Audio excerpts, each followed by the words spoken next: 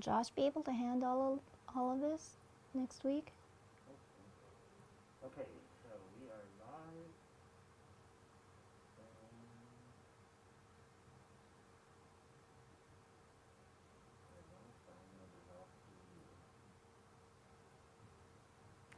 Hello, everyone. Welcome to the Hue Virtual Chat. It is a beautiful sunny day, a little chilly, but you know what? Spring is in the air and it feels so good.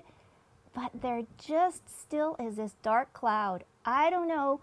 I'm looking at some beautiful faces here, and okay, there is this variant here, highly contagious. And again, yesterday, there's rumor of possibly another third lockdown. So I can't even picture it again, but I want to definitely talk about that. But more importantly is racism. How many times have we talked about racism and how many different forms of it? I mean, it's almost like, oh, but it's all over. And obviously I wanted today to talk about Meaghan and Harry. I know it's probably old news. Yes, it's 2 weeks ago, but it's having this huge ripple effect, I think. And I didn't watch it. I actually never even saw one of the episodes, but The Bachelor, oh my goodness.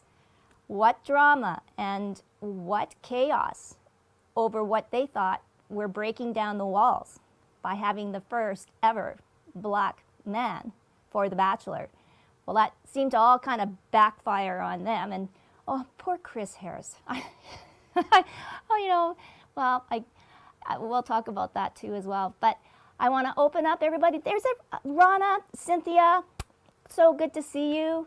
Robin again, and Kirsten, welcome back. We missed you last week. And Linda, of course, always so good. And I want to welcome, ladies, Susan. So I'm going to go to Susan first. Welcome to our, whatever you want to call it, Hue Virtual Chat.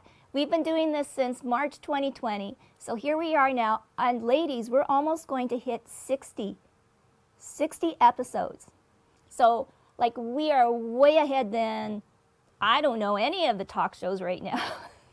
But anyways, Susan, tell us a little bit about yourself. I'm kind of interested on your whole, what your title is and what it means to be a practitioner, as I call it, positivity and everything like that. So take it away, everybody. Susan Coots.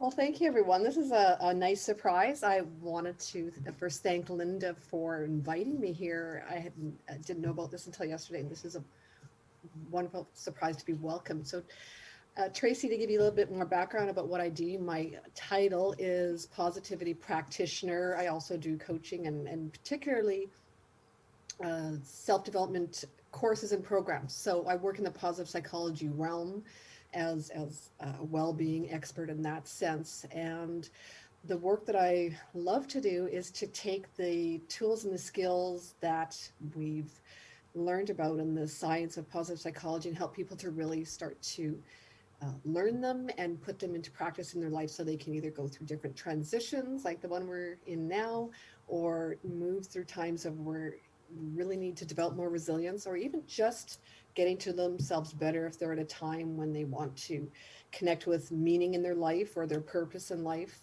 Can be used in all those different areas. So I'm very passionate about that. And in particular, I really enjoy working with people to help them to learn those skills. So yeah, that's why I'm here. You sound like a miracle worker. Where have you been? I know. So, like, I almost think that, okay, when you're trying to do this and help people so much, how do you help yourself? And I know Linda she kind of has given us tips through all her great segments. But I mean, for you, how do you find positivity in your own self? Well, I have to practice what I preach, and I'm going through the content that I have, and I do regularly put in and infuse positive actions in my day. One of the things we did as a family when in the darkest of times in starting November was to light a new candle every day for COVID. We called it Candles for COVID. And it was a way to come together as a family, to remember what we're doing, but also to have something to look forward to and just something to brighten the day. So that's one thing that we do. I recently did a 7-day happiness booster, which I do Oh, every year in the middle of February and January. So it's designed to help improve and increase one's happiness and guard against depression. And this year I really needed it. That dip of the January lockdown time and the coldness and the darkness. So, mm-hmm, I did that for a week and feel much better. And I usually find it lasts till about July or August, and I notice that I'm still mm-hmm. feeling the effects of that. So there's a lot of different things that I do on a regular basis to, uh, just to keep my resiliency going, like keep going in times when maybe I don't always feel like it. Eating, sleeping, exercise, all the regular stuff, but particularly a lot of the mindset work I try to do. So, Yeah, well, we'll get back to you for your expertise with the thoughts of possibly a third lockdown. Uh, uh, I just, yeah, you know, Cynthia's shaking her head. Yeah, I know. Well, but okay, so I'm so glad and happy Cynthia's here because she is direct where it's all happening. Rana's shaking her head. Yeah, getting the white elephant out of the room. Meaghan and Harry interview, reveal all. Yeah, it sounds like an episode of The Bachelor, Bachelorette, or whatever, tells all. Cynthia, the ripple effect. Comments from, obviously the royal family, and what is the buzz on the streets? Um, well, greetings from just outside London, UK. So, bringing it right from the ground, and it's not a big discussion here. Um, the Queen put out her statement. I would say, in the 6 months or so that I've lived here, there's a lot of reverence and respect for the Queen. Mm-hmm. Doesn't seem to carry to the rest of the family. So I think because she's still the head of the family and representative, they've accepted the statement. And, it's certainly not making the news. Well, we're clearly still in isolation, so we're not meeting and talking about it at the pub. So, yeah, at the end of the day, it's not on anybody's radar. The folks I'm interacting with, it's not the chat of the day. So I think that people acknowledge, but I've also noticed, nowhere I've been in all of my travels, all 56 countries I've been to, nobody's perfect. But I would say the UK, because they've been dealing with the racist issue for much longer than it's really come to a head in North America, Mm-hmm. they're kind of that 10, 15 years ahead. And if you go back kind of the 10, 15 years, everything that North America is dealing with now, Canada and the US, in terms of race and trying to get it, they're here because there's so much more integration. And I see different people in different roles that doesn't represent what I was used to back in North America. Right. So I would say they are ahead, but they're only ahead 5 or 10 years. And, I think realistically, it doesn't make a world of difference, but I can tell you representation wise, I see a difference. Yeah, and I just wanted to mention too, Cynthia, I just read that the healthcare workers, that situation in England is like a powder keg, correct? Because of the low wages being paid, and one was just a 1% increase, and we apparently they might be striking. Correct. Yeah. So at this point, they have a 64 million pound, which is like $128 million, because healthcare here is national, not provincial. Mm-hmm. So you end up having nationally the threat of preparing for strike nationwide while we're still going through this. And yeah, it's not good. The government just before I arrived, was completing a cycle where they'd gotten through a 12% pay increase over the last 5 years. And that got nursing to a, I think it was like a 10-year rate. So it's like, it's out of date. And so they're saying, well, no, you got to bring us into date. And to give perspective, I know nurses, North America, I think, first of all, they're all worth it, regardless what the appropriate salary in the country. But I know that, an appropriate salary, as an example, in Winnipeg was a well-experienced nurse working full-time, might be making 60,000 plus in a senior role with all of the differentials, etc. And they're worth every penny and more for it. Here in the UK, it's about a 20, 30,000 pound job, which is maybe with conversion, it's about 1.78. It runs around a $45,000-$50,000 a year job. So representative, and again, the cost of living here is 2x of Winnipeg. Yeah, very expensive. No. Yeah, so it is not seen in the same light. And while they're putting like $2 billion in for a 1% pay increase, after the people who just helped us get through the first year of lockdown, and we're now at record levels, over 25 million people vaccinated, including me. Yeah. Thank you. It's just unheard of. And I think for anyone on the front lines, healthcare, civic services, public services, like, we just have to get our priorities right, and they're clearly not right. But, wow. Yeah. Okay, well, on that note, Rana, your kind of perspective on Meaghan and Harry. You sure you want to hear it? Oh yes, come on. This is. We have to censor this. Well, we didn't Sorry. censor Kirsten, so that's okay. Sorry. No, and Cynthia, I love you, and it's so good to see you always.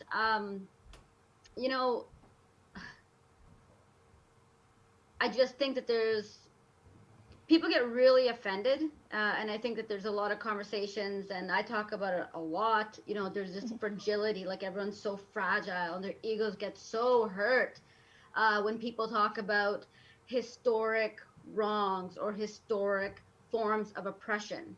And then when the people who have gone through it, such as Meaghan, come and speak out, oh, well, she's just doing this and she's just doing that, I would argue or perhaps present a different perspective on that. The amount of strength it takes for somebody in that type of traumatic, and whether we're talking about Meaghan or anybody else in traumatic situations, the amount of strength it takes to speak up, to have a conversation, to talk about things that you are going through emotionally, your family. She's sitting there talking about wanting to end her life. There's a lot going on there. Like, there's a lot to unpack. But if the question is, is there racism in that institution?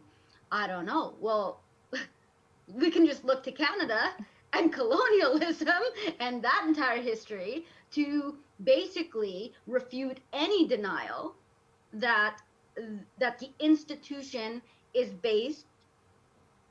was based, perhaps still is based, on some type of racial, otherness, right?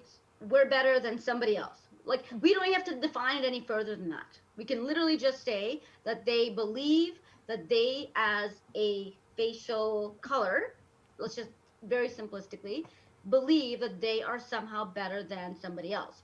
And that is what racism is, you know what I mean? So for her, man, I applaud you. I applaud anyone who is willing to take the blows, to talk about their trauma, to talk about racial issues, to bring it to the forefront. Not everything needs to be a battle.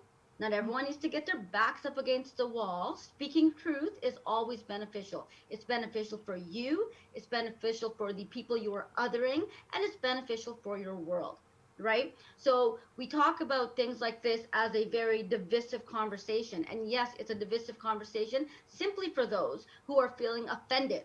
They're feeling offended. How dare you call out injustice?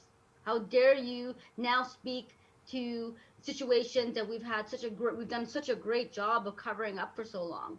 And this is not just about, Meghan Markle or whoever. It's just about generally speaking about race, people just need to understand when racialized people talk about racism, nobody is literally saying you Robin, you Cynthia, you Kirsten. No one is pointing a finger directly at you. We are talking about systems.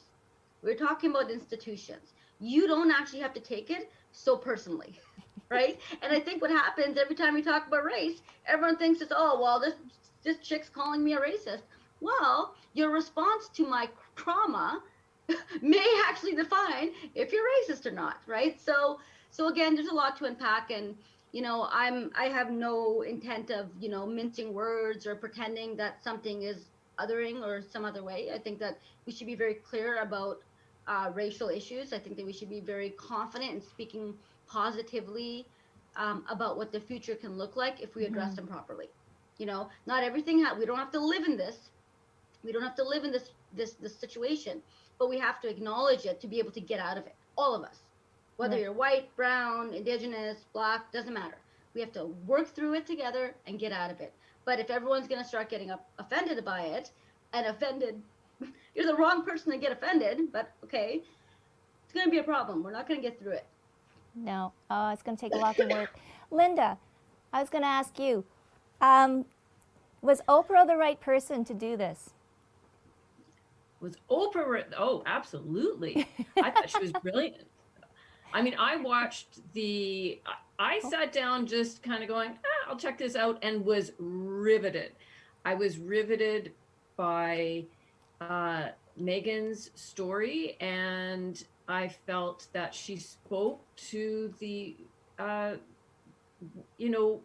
what was happening in her world on a microcosmic level was happening in the whole world. Issues of racism and mental health and family breakdown, family troubles, the issue of the media attacking her, I thought was so powerfully portrayed. And so I do think Oprah was the best person for that, because Oprah carries a lot of weight in our world.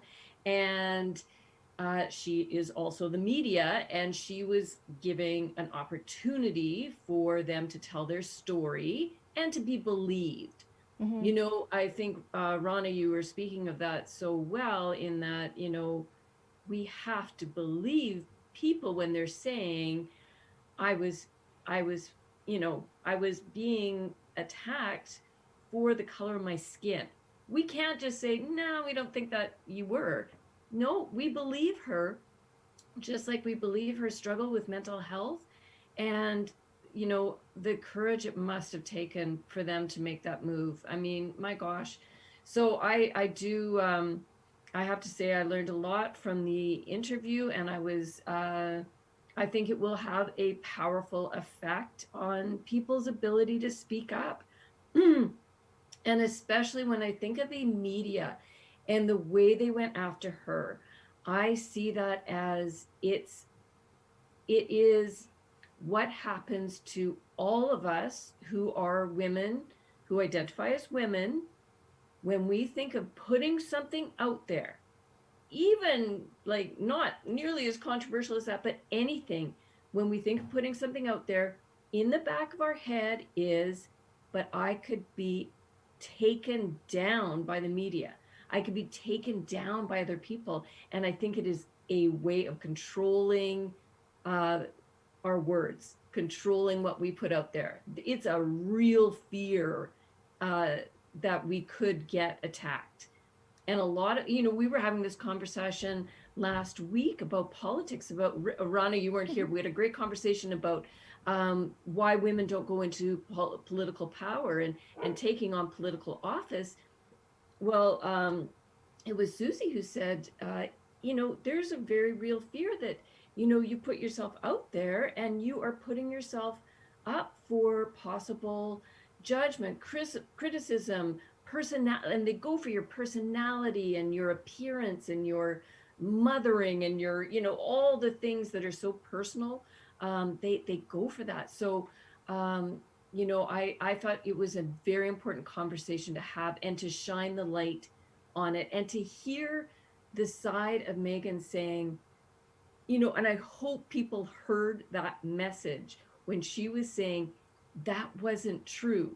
We are so often inundated with the media and all these things that they are putting out about people. And she was just saying that didn't happen that way. And, I think more and more people need to hear that, You know, we cannot just accept what is being put out there. And we have to be able to take a critical look at media, how it's portraying women. I thought they did a really good job of showing the difference between how Kate was portrayed in the media and how Meaghan was. Very telling. And it showed the racism there, and it showed the pointed attack on her. And so, yeah, I thought it was a very powerful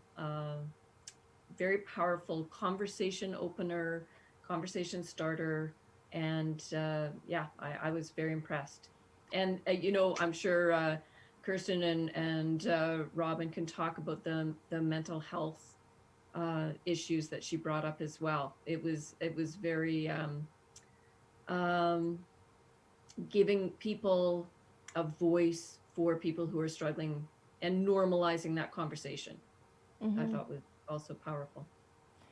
Well, okay then. I guess I will go to Kirsten and Robin.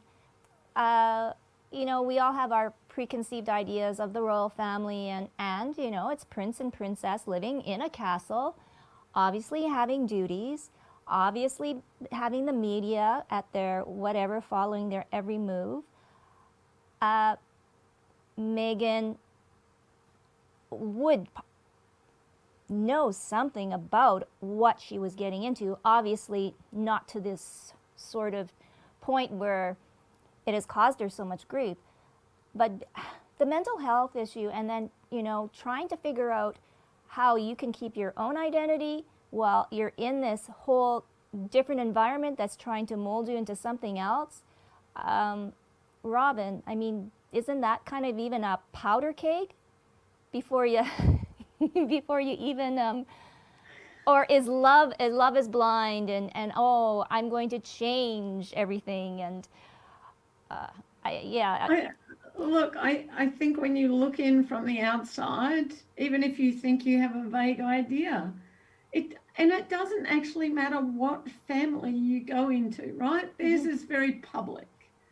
But you have this perception of families, and you hear the person you're dating, their discussion of the family, and you just go in there thinking, I'm just going to be me, and me's enough. And I think the hardest thing is it's so public for so many people when they're like a public figure, that any move they make is either smashed, oh, you're awful, you did this, or isn't that amazing? And you're kind of at the whim of the world. And unless, actually, even if you're super strong, like being at the whim of the world is horrible. Like when you wander around and people come up to you in a public place and they think you're a particular way and you just can't be you. Super different, but Charlotte gives me talks all the time about when I'm doing keynotes, be very careful not to be alone with people, right? Never be alone, because some people have said, oh, you know, Robin said this to me, and I'm like, what are you talking about? And so I think at that level of public scrutiny, you don't have a shit show. Sorry, I just put it bluntly. But I think I loved the fact that they talked really openly. Both of them talked about their mental health. And I think I want to get to a world where we just are having a chat with a friend and say, God, today sucked. I really felt like I was done today, and I just wanted to kill myself. And I get that's not how I am right now, or like this is how it's felt for a while. Can we just talk? Instead, we still have people that are like, well, that's not true. You have all these cool things, or people look like deer in the headlights. And really, you and I've talked, Tracy, if we can just sit with people and find out what has them feel that way, then we have a shot at this. But we don't. We get into our head about, oh my God, we have to have a professional. And actually, we have to have someone with compassion and empathy that will want to hear what's happening for us Mm-hmm. as a starter. Um, and so I applaud both of them for actually putting themselves out there to be more cut down than they've ever been, Mm-hmm. to stand up for what they believe in. Well, I think they definitely get more empathy and encouragement from North Americans as opposed to obviously what Cynthia said. Back in England, no one's talking about it. Well, I've heard a lot of people like just say horrific things about them here. oh, really? Like I've heard a lot of people in North America say equally scathing things as anything I've seen anywhere else in the world. Hmm. And maybe they don't put it out there as publicly as the English tabloids or something, but I've heard lots of conversations of people going, what right have they got to do that? Rich bastards talking about this.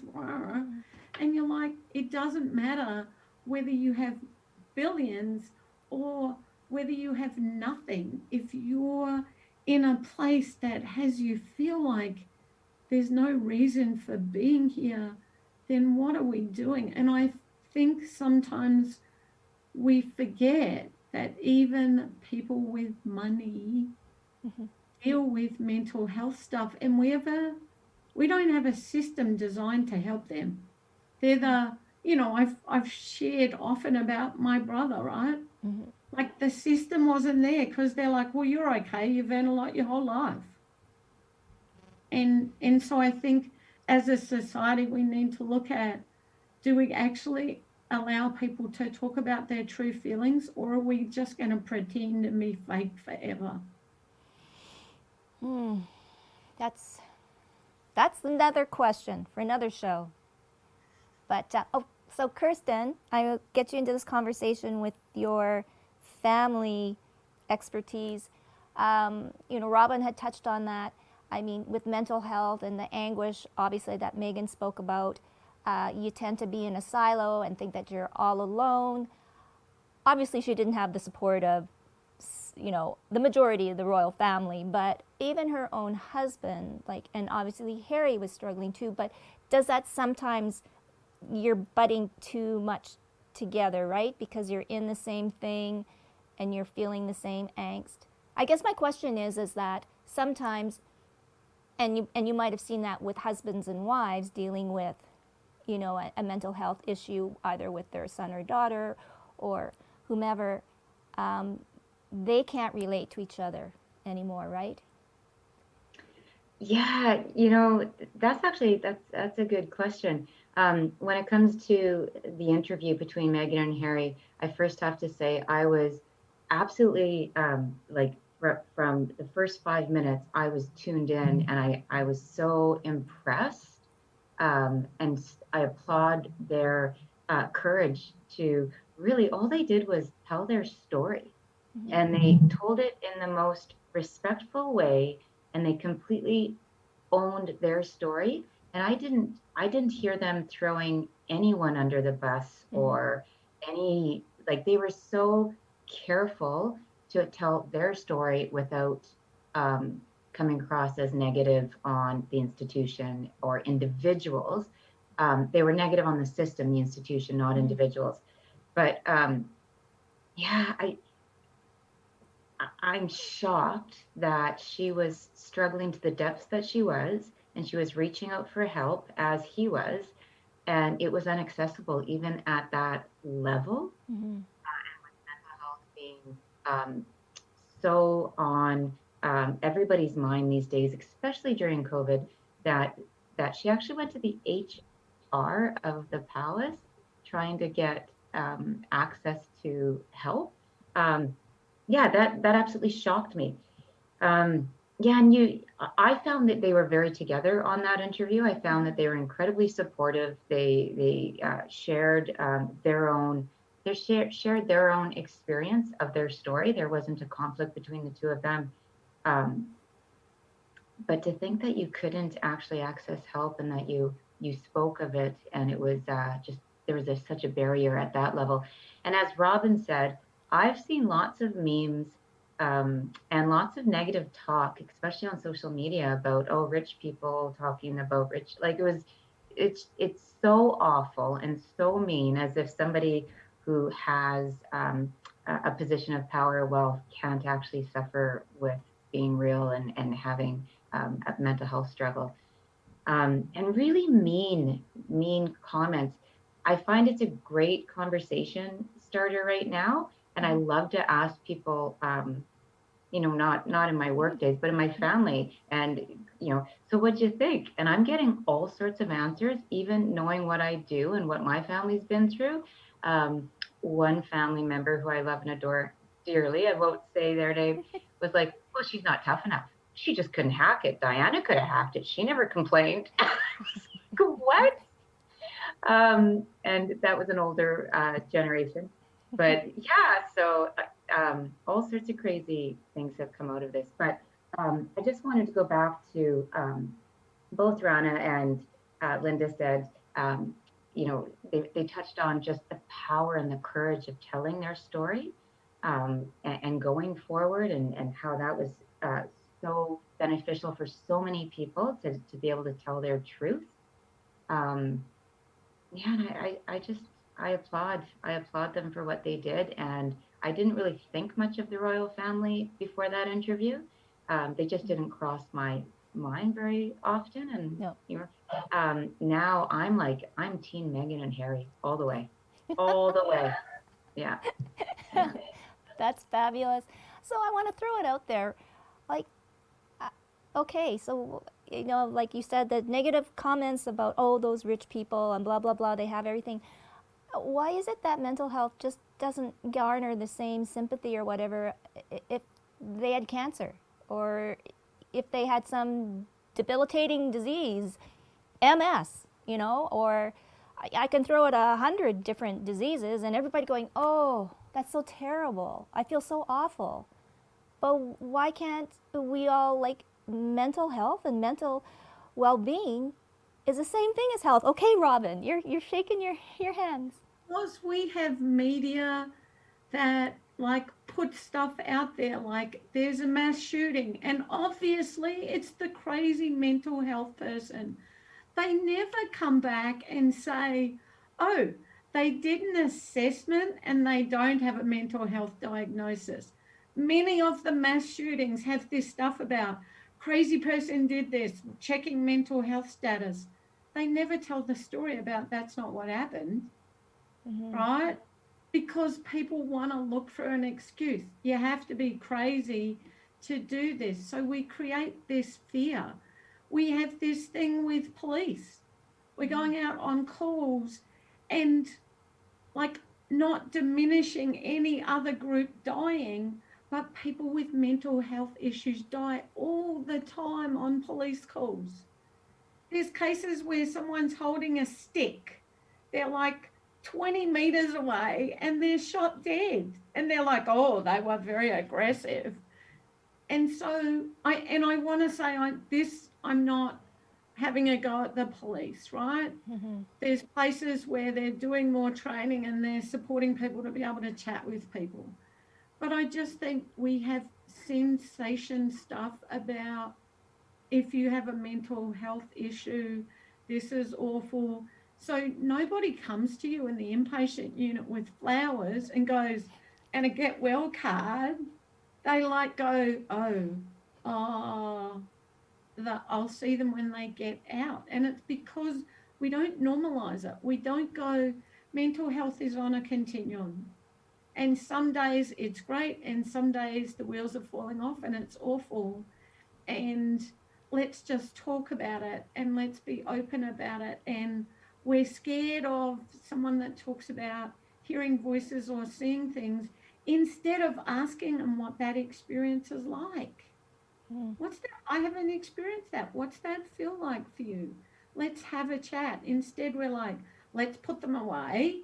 Let's stop whatever's happening, instead of like exploring who that person is, what their experience is, and what it can be. So we've created this fear of, like, mental health issues oh, that's those crazy people. Whereas the rest of us get cancer and COVID, and let's talk about that. And until we normalize that everyone deals with mental health, some of us are dealing with things that are a little more significant. According to the DSM-5, the book, I am a seriously mentally ill person. But I think I can hold my own with all of you without like getting my crazy on. Well, I don't know, maybe I do get it on, but when I say to people I have a diagnosis of bipolar disorder, sometimes I see people go like this. And I'm like, I'm just a regular person. I deal with stuff. I deal with my mental health. I choose to do it without medication. Some people I know do it with meds. I'm not anti or pro, but let's just talk about it. And I think there's a catch-22. If every single person that dealt with mental health stuff stood up and said, I have a mental health issue, the world would be like, oh, wow, it's everywhere. But people don't because of the stigma and discrimination that comes with it. Oh I my. told Hey, you I about wanted to, permanent residency. Let's see if you're a risk to Canadian society first. Like, really? Oh.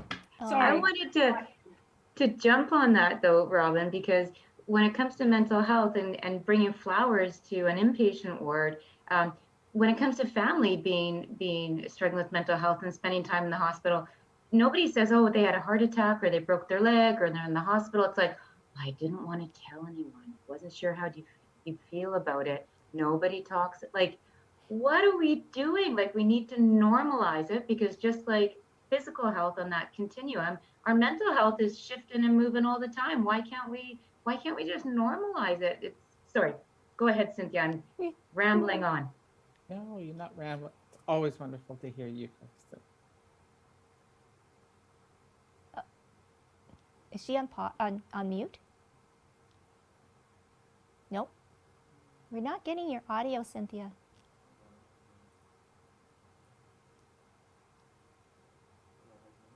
Try now, Cynthia. Huh.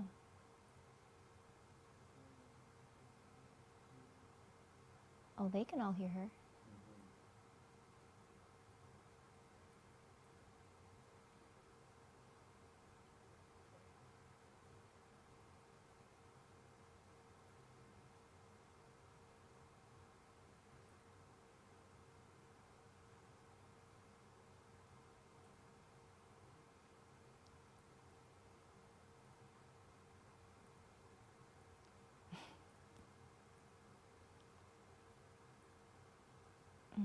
What's happening?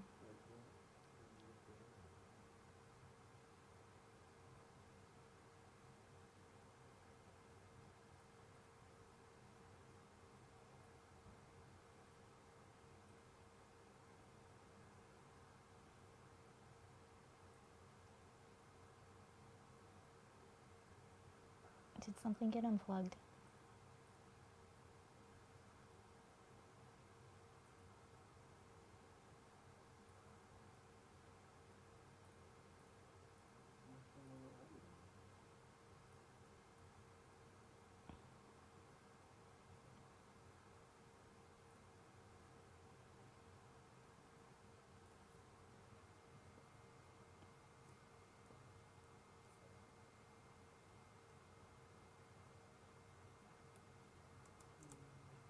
Mm.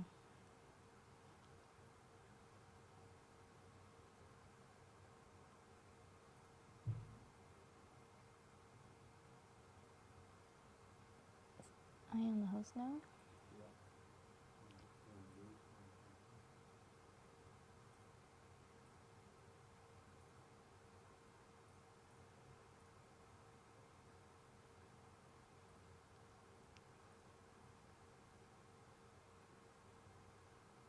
Depression all the time, or you have anxiety all the time, and that's who you are. You're in a box, and now you're an anxious or depressed person. It's a part of life that probably most people go through at certain times or another, and some more than others. And the stigma is incredible. The stigma in families is unbelievable. Kristen, you mentioned about, when people talk about their teens, the thing just seems to be is to get on board with the conversation of my teen is being a jerk and this and that and whatever else, versus he or she's struggling and he or she is not enjoying the online school time, and he or she is worried about climate change or depressed or being bullied or whatever it happens to be. It's a lot easier to say, because then you can get in with the rest of the group and complain about it, that your teen is just being a jerk. And in most cases, there's reasons behind that, but that's not the conversations that people are having. We're staying away from the discussion about, I have relatives in my family who are experiencing severe mental illness, and that's part of their experience. Or, people in my world who have died from suicide because of some mental health challenges, mental illness. It's so bizarre, as far as I'm concerned, that these kinds of conversations can't happen and don't happen, but they don't. I think we're getting better, but then sometimes we step back and then we're right back there again, and I shake my head. But when it comes to, like, for example, people who are wealthy or powerful or in positions of royalty, like Meaghan and Harry, try and imagine if they wanted to step into a 12-step group meeting and sit down and have a conversation, open conversation with a group of people who are saying, this is my experience today, and we're going to talk about step 5 or whatever it is. They don't have that luxury of being able to connect with just other people who are going through the same thing. They, if they can, go and get some professional help, but even then, you may wonder in the back of your mind, is this going to be a book in a month or two or a year or two, because this person is now telling all, even though they said they're not supposed to? I think they're in a really, really tough space that, is not necessarily the same case for the regular folk who can access some of these things. It's not an easy situation at all.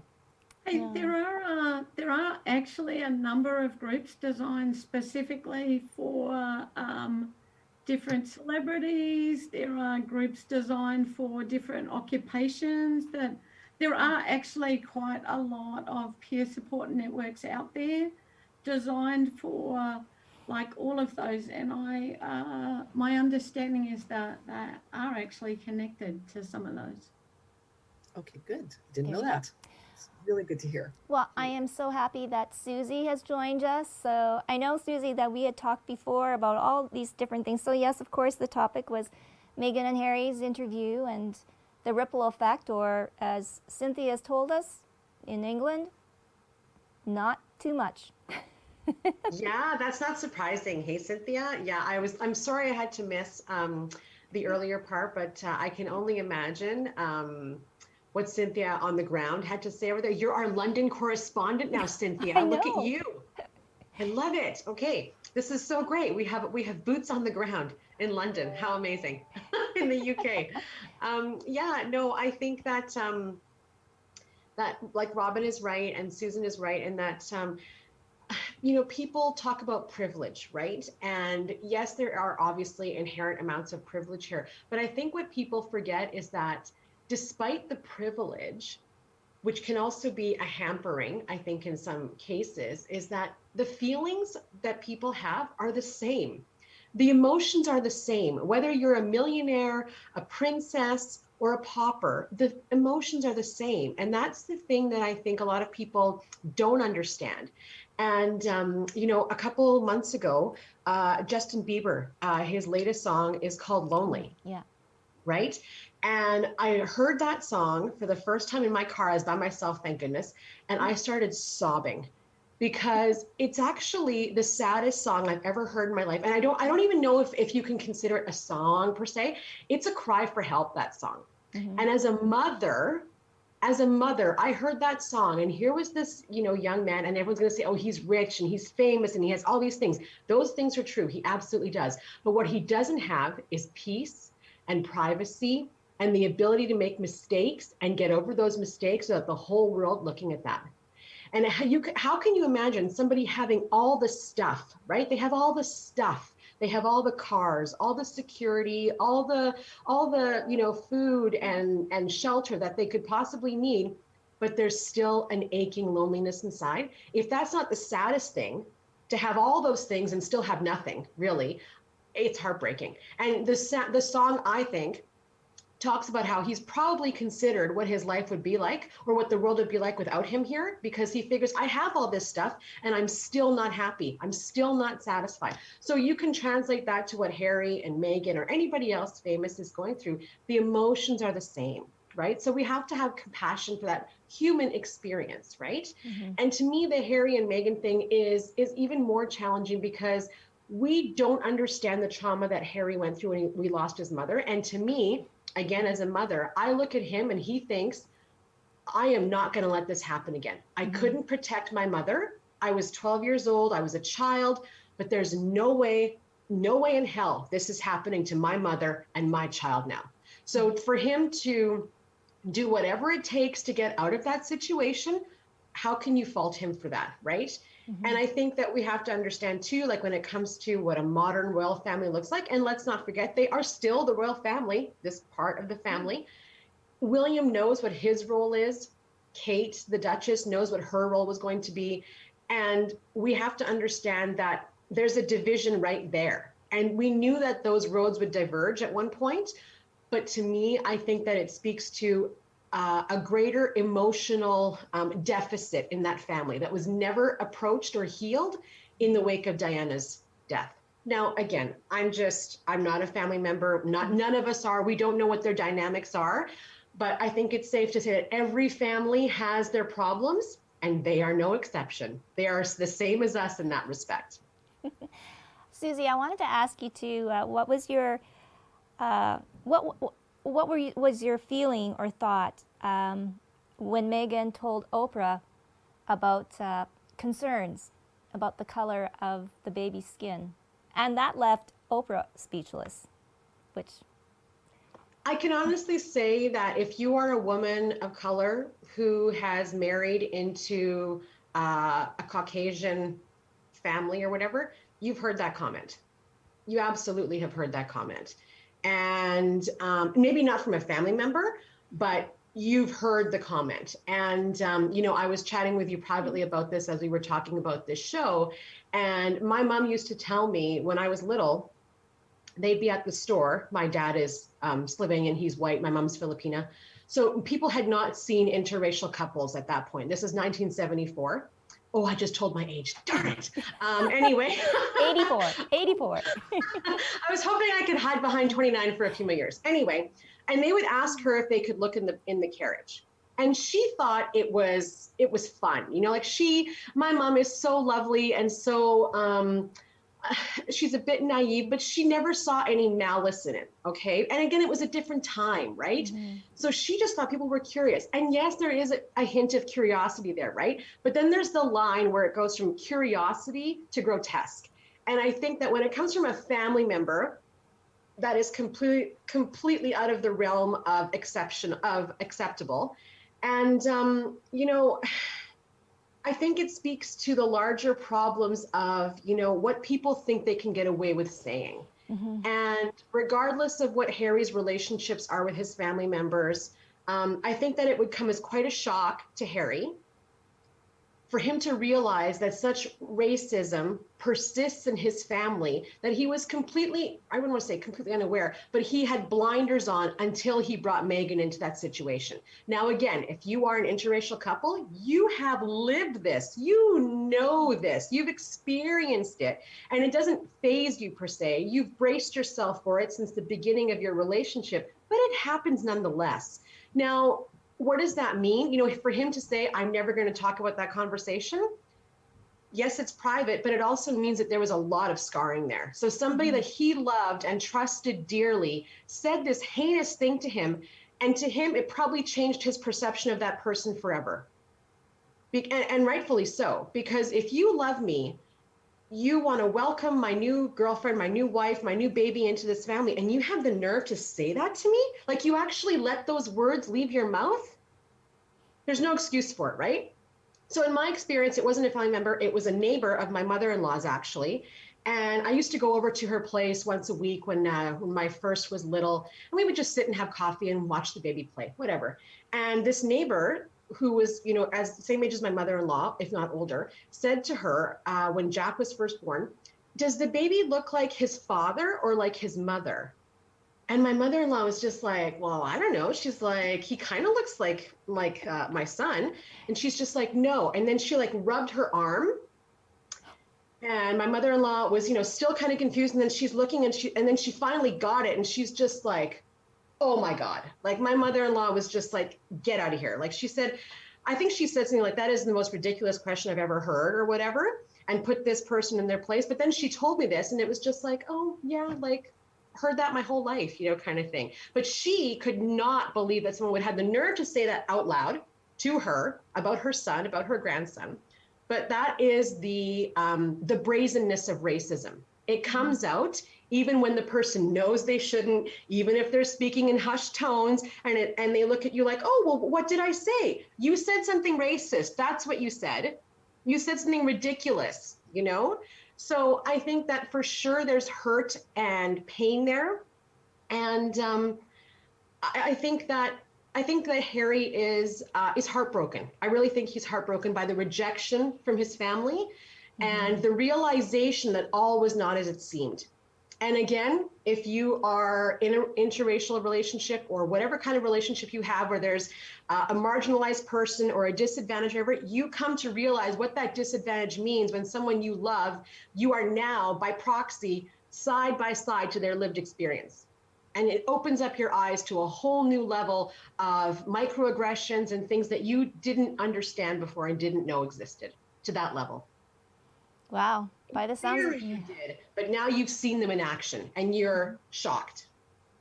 Yeah. So you're saying that possibly Prince Harry has a lot more on his plate than Meaghan.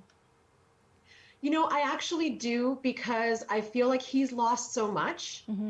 And I feel like if his mother were here, she could coach him through this, right? Because she's been through this. She would know what to say and to give him support and things like that. But he doesn't have that sounding board. And I'm sure there are people in his life on the Spencer side who are very close to him and who are helping him through this. But I still feel like he is shouldering tremendous loss. And that loss is painful. And, when we heard that his dad was not taking his calls, that blew me away as well, because I couldn't understand that. I couldn't fathom that, to not be there for your child. But I think, again, Meaghan was more, I don't want to say she was ready for it, but she wasn't surprised. Okay, she wasn't surprised. This was not, anything that was out of the realm of possibility for her. She was just like, "Oh, there's the other shoe. It's dropped. Okay, we know where we are now," Yeah, but for him, he's still coming to that realization that, or living with the realization of what reality is now for them, and that it is that they are on the other side, and the family needs to really come and make amends, whatever that looks like, whether it's privately. I would certainly not want to have my life drama play out on the world stage. So I have sympathy for that, absolutely. Yeah. Because sometimes people do horrible things and say horrible things. And the presser that William did earlier this week saying we are absolutely not a racist family. Have you been to the British Museum? It's an entire building full of what has happened. Like it was not the right thing to say. So there are major realizations that have to come to fruition. And I also think that Harry has somewhat sheltered the Queen from what has been happening. I don't think that he has been bringing all of these microaggressions to her attention, because she's older, right? They have a special relationship, and I think that she was doing her best. Meaghan says that, they have a great relationship. He has spoken about how they Zoom and they chat with Archie and things like that. He's trying to shelter her, I think, because he loves her and he has that special relationship. But ultimately, she is the queen. She is the ruler. And even though she's old, she could box Charles's ears and say, "Smarten up. You need to do what's right for your child here. You need to do what's right for your son." And she could decree in her family, "That's it. This is enough. We need these people in the fold. Whatever it takes, we need to make that happen." So as the matriarch, I look at her and think, why aren't you wielding that scepter in your own family? Let's clean house here, okay? This is your grandchild and your great grandson now. They deserve better. So I think for her, she needs to face that as well. Now, again, she's the queen. Is she going to? I don't know. No. But if I were the queen, if I were the matriarch, that's what I would do. Yeah. Oh my goodness. Wow. Oh, so Rana, you've been sitting there. Oh, I know, biting your just tongue. trying No. Well, okay, so a question too about biracial marriages. And for you, I mean, would that be a big, obviously a big decision? Or, think or so. no? No, Yeah. I don't think I don't think that it would ever be. It's not really in my realm of like, a checklist of what somebody has to be. It never has been, at all. I'm just very aware, and I don't know. I think it's just maybe I'm just going through a phase. I don't know what it is, but I'm very aware of truth, and I don't know. Perhaps it's just a time where we all hit that point where you suddenly don't see the BS anymore. So no, I don't have that in my mind. I'm very aware of different, different people reacting to couples or peoples in different ways. I basically, it's not something that I really think about. But I just want to kind of go back to the Meaghan and Harry thing because I literally can't stomach it. There's two big parts of this conversation that I think need to be brought to the forefront. There's all this talk, right? We're all talking about, oh, this person did this and this person did that. What we're actually talking about is systemic racism, right? The issue when every one of us is talking about systemic racism, whether it's in Canada, whether it's in the royal family, whether it's anywhere else, this is not just call up one person and everyone will get set straight. These are institutionally, for hundreds of years, systems in place that have supported the marginalization and the racialization of people. That's what the issue is within that family. So I think that it's always really important to be very mindful about the context of what we're talking about. And then the second thing, yes, Meaghan would have known, right? For sure, she would have known. She would have had some concept of what she was walking into. Definitely not to the degree that it ended up. But her, like, this is not just about one person. Like, this is like, and I guess that's where I'm kind of having an issue, kind of stomaching just the comments and what people are saying and stuff like that, because I think we're missing the systemic part, but we're also missing the part where there's history in that family of racial issues. Like, this isn't like, oh, like, what a magical thing, how could you say such a thing? Your entire history is colonial. Like, what are we even talking about right now? Like, you know what I mean? So did she have the guts to go out and say it? Absolutely. I think the unique part, the part that I would have like, oh, that's really damaging, is her mental, that's the part, is the fact that she was dealing with mental issues. If there's a surprise, it shouldn't be a surprise, but if there's something that should draw more attention to all of us, it's the mental issue part. If people are actually questioning the race issue or not understanding what is actually being said between the lines, you literally don't understand your own country's systemic racism. You don't understand other countries' colonial actions throughout history, whether it's Canada or any other place that the British went to. You just don't get it. And I think perhaps people need to read up on history. Like, sorry, but start understanding and start learning. These aren't just one-off issues, right? Like, they're bigger and they're deep rooted. But going back to what, always Susie, and we kind of had that, there's a little comment here. We love when Susie comes in under fire or fired up because it's always so much fun. But then going back to your other question, would it be a thought in my head about, dating somebody racialized? I have no concept of that. I just, I think that if people make a decision every day to be good to each other, man, life would be probably a lot better, right? Start being better, be good people. Not everything's about you. Not everything's about your ego and how you feel. Sometimes traumatized people are allowed to have the space to speak their truth. So every time they do, let's just applaud. Let's just applaud. Good for you. Good for you for talking about your mental issues. Good for you for talking about your racialized challenges. We support you. We don't even make a decision about whether it's right or wrong or whether it's true or not. We got you, right? We got you. Let somebody else deal with the other shit. Let's just support you. So that's mine. That's my 2 cents on that. Oh, Rana, no, and I totally understand where you're coming from. And you know what? I think it's, well, I mean, it is the pandemic and everything. It has changed Can our I add world one more and the thing, way Tracy? and stuff that we've been exposed to, and it's brought out the ugliness as well. But this ugliness, we are now realizing, isn't new. It is like years and years and years and years old. And I want to continue this conversation because I think it was interesting because, so my husband is Irish Ukrainian, and I said, well, you know, did you ever get asked like what our color of our son's skin?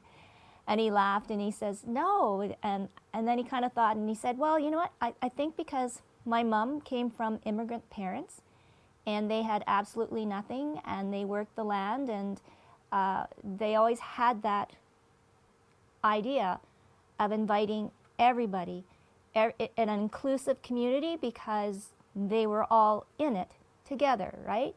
Trying to make a new life and betterment, and there were no egos or anything like that. So, you know, history does have a tendency of repeating itself. So Rana, maybe, you know, maybe ladies, we start the work here. It was so great to Susan and talking about being positive. Cynthia, you are welcome anytime. If there's any changes on the street in London. Yes, our London correspondent. Yes, yes, yes. This is amazing. Yeah. Can I add one more thing, Yes. Tracy? Yeah, yeah. I think it's, I don't even know what the word is, but there's a word for it. I'm sure if you guys can find it, please help me. But I think it's fascinating that Harry and Meghan got to tell a story about racism and ostracization from Britain in the US after everything that we've been through in the 4 years. And for Americans and their media to gasp in shock and go, how does this happen? That to me was a whole other arc. And that's a whole other angle that is amazing to me, because it's just like, it's like pot, kettle, and it's just like you're going from one hot frying pan to the next, and it's unbelievable. So anything that can make Americans feel smug about their racism is just wild to me. Well, I heard that rumor that Donald Trump will be doing the next interview with William and Kate. Didn't think I'd get on the ground and stop that. Anyways, it has been a real pleasure. Thank you for joining me a little bit earlier. And next week, we're going to meet a parent who's on the advocacy board for school bands. So it's all about, you know, bringing back stuff into the schools again, and, you know, talk about that, how it's kind of not only gets the kids now doing what they love, but it's also how it has a whole effect on the whole family. So Kirsten, you're going to love that one. Yeah. And I want to continue this conversation on the racial issue. And because next week, I also want to remind everybody it's Anti-Racism Week from March 21st to the 27th. So there's a whole bunch of different workshops and whatever to do. Great for family too as well, all on the website, winnipeg.ca. And the big kickoff is on Sunday at 2 p.m. So you can go to the website, winnipeg.ca, or our website, ilikeyou.com, for the big opening video. So it's pretty wonderful, some pretty amazing speakers. And it's all about what we've been talking about today. So it's all about taking action. And I want to give a shout out to Linda's on our Hewitt home this week. And very, very good. It's all about teaching us how to create new beliefs. So what we've been talking about here, yeah, it's really, really interesting. And Susan, you are always welcome to drop in. 11:30 on Tuesday. Okay? So love you all, and we'll see you next week. Bye. Bye-bye. Thanks, Tracy. Thank you. Bye, We're wearing the everybody. same outfit. Take care, everyone. Have a great week. Everyone, take care. Have a great week. Jeans.